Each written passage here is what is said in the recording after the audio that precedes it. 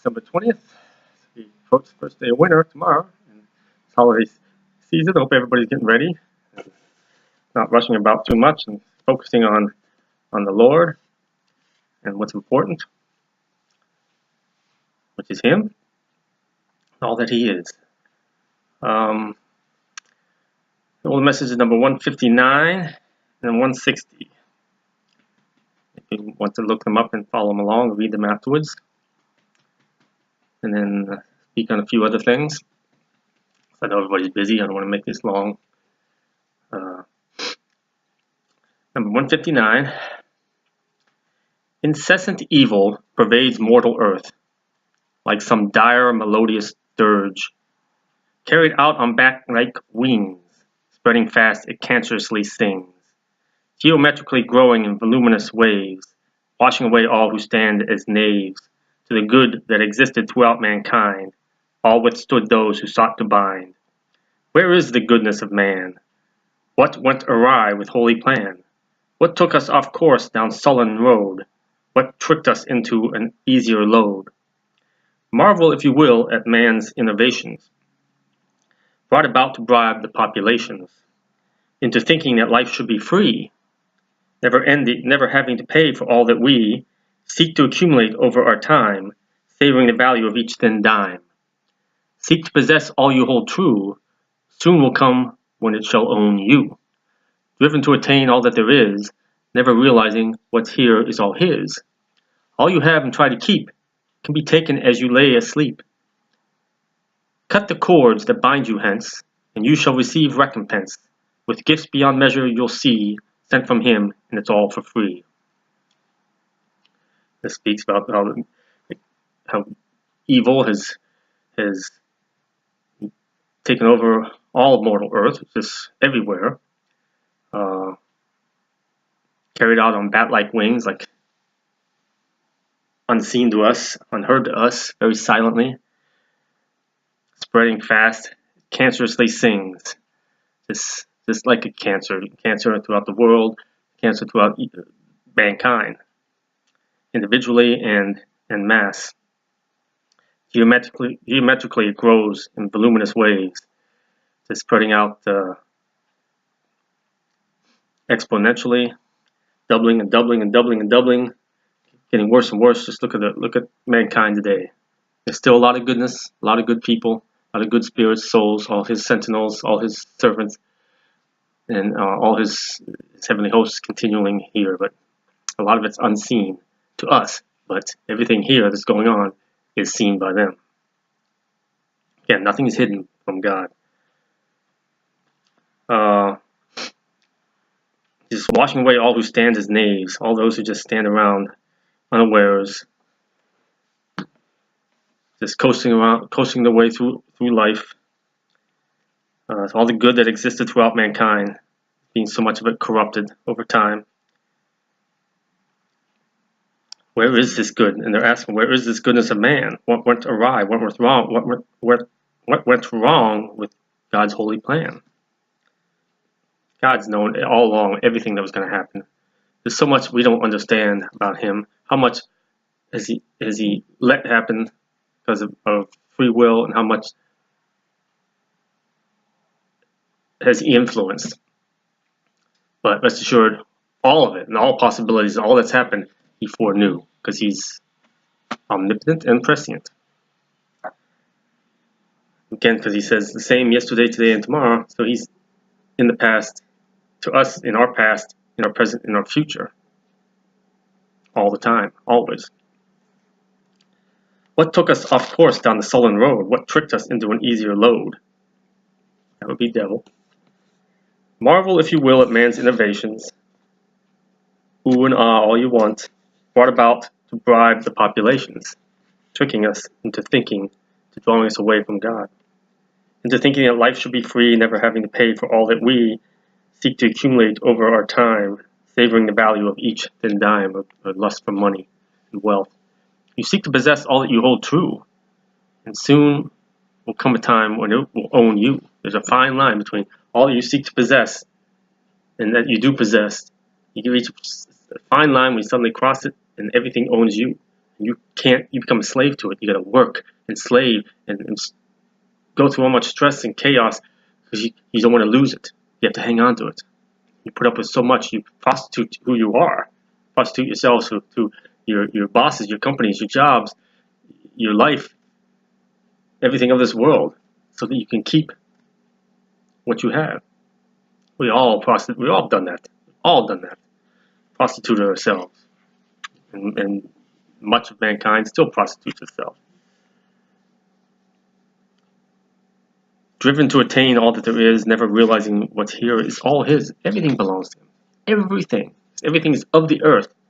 All the stuff that we have is made out of things of the earth, and the earth is made by him. It's all his. He is in all things. All you have and try to keep can be taken as you lay asleep, just like that. Look at the people, earthquakes. Look at the people in California with fire. Gone. And I hope and pray that they and all those who've lost so much from disasters this year, that they, whether they had a lot or they had little, are transformed and realize that, hey, none of it matters. None of it matters. And to focus on simplifying the life and lessening themselves. Because you must lessen yourself, humble yourself. And now's the time to do it. Cut the cords that bind you hence, and you shall receive recompense. Get rid of all that stuff. You shall receive much more glorious treasure in heaven, not treasure of a monetary or material sense. Spiritual treasure, which you can't even begin to imagine. With gifts beyond measure, you'll see, sent from him, and it's all for free. So this is a perfect time for everybody's example, this time of year when everybody's rushing about chaotically and exhibiting behaviors that normally they wouldn't exhibit. They wouldn't show. Acting in ways and saying things that they normally wouldn't do or say. So just focus on the true meaning of this time of year. Which holiday, which religion, which faith you are in the world. Focus always on him and all that he was and is and shall ever be. Now 160 is a prayer, another prayer for Mary, and this one I say every day. I do them all every day now that I've been given. You can learn to say it. It's a good one. Mother of all mankind, who breaks the ties that bind, what we just talking about, the hearts that lie within, keeping us all from what has been. So she breaks those physical binds and those spiritual binds that we put on ourselves, on our hearts. Smoky haze clouds our eyes, yet she hears her children's cries. Holy Mother, merciful Goddess, forever loving, unending kindness. To you we pray for guidance and direction. Bring us closer to thy Son's resurrection. Lift the burden of fearful demise. Help us focus on the heavenly skies. You will have no fear of death, because you know there is no death when you truly believe. Shine your grace upon us to light the way, seeing us through each and every day. Strengthen our hope and charitable hearts, so we may all fulfill our sacred parts that we have to play. Cleanse the wounds, heal the scars, open our hearts to distant stars. Release the chains so we can truly forgive and live the life we were meant to live. Amen. Beautiful, beautiful prayer. It ends with forgiveness, which is something I was directed to talk about again, which I've talked many times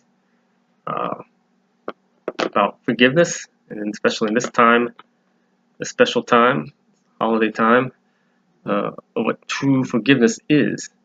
And again, God pre-forgave us everything before we say and do it and think it and feel it. It's mentioned in the Old Testament that he said, again, I will make a new covenant with my people. He's speaking of Jesus long before he came. And I will remember their sin. I will be their God, and I will remember their sins no more. So long before Jesus got here, he was saying he wasn't going to hold things against us. He pre-forgave us. And Jesus came, took all sin upon himself that existed, And then again later after he was gone in Ephesians, again it says, forgive others as God already forgave you already. So again, it's not as it's been twisted, like so many things have been flipped around, how man wants to say it and view it, from what it really meant. It's not forgiven, you'll be forgiven by God. No. Forgive as he has already forgiven you.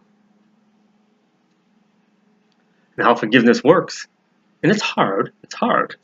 I mean, it's hard for me. It's no different than anybody else. But you have to do it. And I've talked to many people that say, hey, they're very, very spiritual and faithful, but they have not let go and refuse to let go of things from the past, and refuse to forgive somebody who wronged them or somebody who wronged somebody they love. And that's going to keep you from getting into heaven. I don't care as strong as your faith is. If you can't let it go, again, don't be that pillar of stone like Lot's wife. The past, you have to let it go, because you cannot take it in with you. You know, it's like, again, like I've used this analogy before, being on a sinking ship, being on the Titanic. And you bringing up, lugging all your luggage, you're trying to get into the lifeboat. And they said, no, you can't bring that. You got to leave it behind. He said, no, I can't leave. This is coming with me. They said, guess what? You're not getting in this boat. And you sink with the ship. You have to leave it all behind. Nothing goes with you. You have to let everything internally go and everything physical, the physical world go. Gotta do it. It's not compatible with heaven and all that God is. God is spirit. Once you leave this world, you're a spirit. You have no need of this physical things. The things that you kept inside of you, that you not let go, you not forgive, all that bad stuff is not compatible with God, who is all goodness, all light, all positive. So it has to be let go. If you can't get rid of it before you leave this world, at least be able to have it taken from you. When they take that luggage from you out of your hand, don't hold on to it and fight it. Let them take it from you. If you fight it, they say, hey, okay, the boat's leaving, and you're not on it. So, in which case you're going to go to judgment. Then you'll have one final chance to do so. But how forgiveness works, again, you're already forgiven by God. So when somebody wrongs you, say you're the perpetrator, you're the trespasser, you wrong somebody, take ownership of it, admit it, admit you're wrong. And I know that's hard to do. For half of my life, I couldn't even say I was wrong. I couldn't even say the word sorry. I just could not, because it was admitting that I was wrong. Whatever that came from, I don't know. I just could not admit I was wrong. And that was wrong with me. And it's really so simple. So, hey, I'm wrong. I'm sorry. I apologize. And ask forgiveness. And then forgive yourself and let it go. And you're good in God's eyes. He's forgiven you already. You've forgiven yourself. You got nothing to forgive because you were the trespasser. And be contrite and be sincere, and you're good in God's eyes. If you don't, then you're not going to be able to not going to be able to enter into the heaven. You want to be able to do that. Now, if you're the receiver of the trespassee, or the victim, then you also have to forgive that person. And they got to forgive themselves, you got to forgive them. Otherwise, you're not going to make it in. Simple as that. Now, if you offer forgiveness, you're the trespasser, you offer forgiveness, and they don't, you offer your hand, you offer your apologies, and they don't accept that, or they don't give you that forgiveness, doesn't matter. Doesn't matter if they do or not. You've done your part.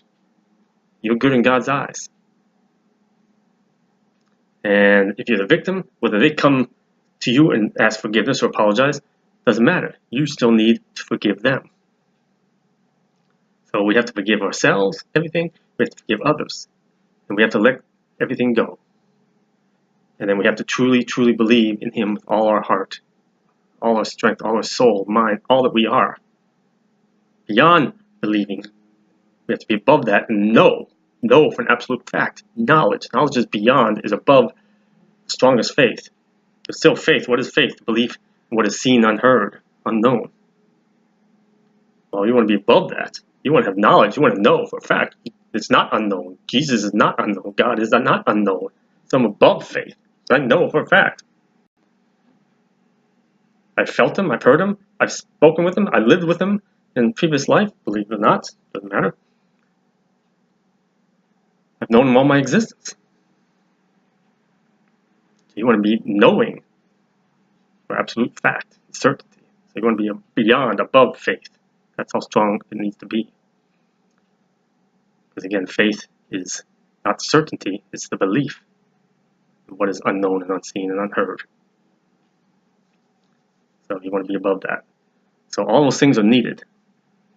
So you're not a pillar of stone. You're not being held from really holding yourself, preventing yourself from crossing over. So you want to be able to do all that stuff. Those things have to occur.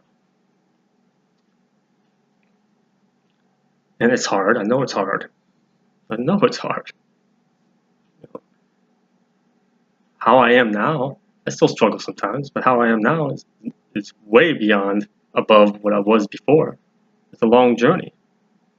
Some it takes longer, some it takes shorter. But you have to make the first step yourself towards that. Don't ever think that you're okay as you are. Because you're not. We're sent here, the soul's journey, to learn and grow in his light. That means constantly moving up and forward. You settle for comfortable for as you are, you think you know it all, you think you're fine, it's who you are and what you are. That's not good enough. You gotta constantly be trying to go, and that's why you give control over him, so he can help you to transform. As he said, let me transform the way you think. You know, ask and you shall seek and you shall find. Ask and you shall receive. To move forward. Let those who have eyes see, let those who have ears hear. He's asking you, he's inviting you. Come forth. Move up. Learn and grow. Don't sit idle and think that you're all set. As it says, as Dale says, that many think they will be going, but they will not be going. So always move upward and seek to learn and grow in his light. Especially this time. Perfect time to begin that. Make that first journey. Now, this was from Psalm 51, a great confessing of sins and asking forgiveness psalm to read. As we mentioned before, it was directed to offer up our guilt and sin, offering each night. So the angels take it and it's transformed, that negative is transformed into good to help those spiritual need. So you're helping to save souls by offering that up. It's a wonderful act of charity. And as I was instructed to pass on, and he even addresses that in Psalm 51:17. The sacrifices of God are a broken spirit, a broken and contrite heart. O God, thou wilt not despise. So come to him in contrition and your guilt and your shame and sincerity, offering up to him. That's what he wants. It gets back to the tithing. That's the tithing he wants. Again, he has no need of anything of this world. It's all his anyways. So we're offering him money. We're offering him stuff at church or wherever to God. It's physical stuff. It's like me coming to your house, grabbing something off your counter and say, hey, I want to give this to you as your gift. It's already yours. It's ridiculous. He doesn't need it. He doesn't need what's already his. It belongs to him anyways. What doesn't belong to him is your guilt and your sin and your shame and your burdens. Offer them up. The sacrifice of God are a broken spirit. Your spirit and your soul are his. But you move away from him through free will. There's only one other way to go. For thou desirest him, God, desirest not sacrifice, else would I give it. Thou delightest not in burnt offering. Not in burnt offering. Not in sacrifices of stuff. offerings of stuff and animals and money. Sacrifices of God are a broken spirit, a broken and a contrite heart, offering up that guilt and that shame each night. And again, you're helping to save a soul. What greater act of charity? You're offering up something that is of yours that you want to be rid of, and that God's like asking for. Give it to me, because I can turn it into good, and make good use of it. I'll remold it and retransform it into something good that I can give to a poor soul that's struggling, to help them to be stronger. And that's like going to the blood bank and donating blood, or donating platelets. That's going to help another life. Or donating an organ to help another life, save a life. Here you're saving a soul. Simple act. 30 seconds. Here, Lord, take it from me. I offer it all up. Take it from me. It's so simple. It's so easy each night before we go to bed. Amazing. So simple. So that's important. It's important. So do the good offering. One that matters. One that he can use. And he has no use for stuff that's already his. So, food for thought. Went longer than I wanted to. So, again, by the time everybody's reading this, it'll be right before the holiday. So, have a blessed holiday and peace of Christ. God bless.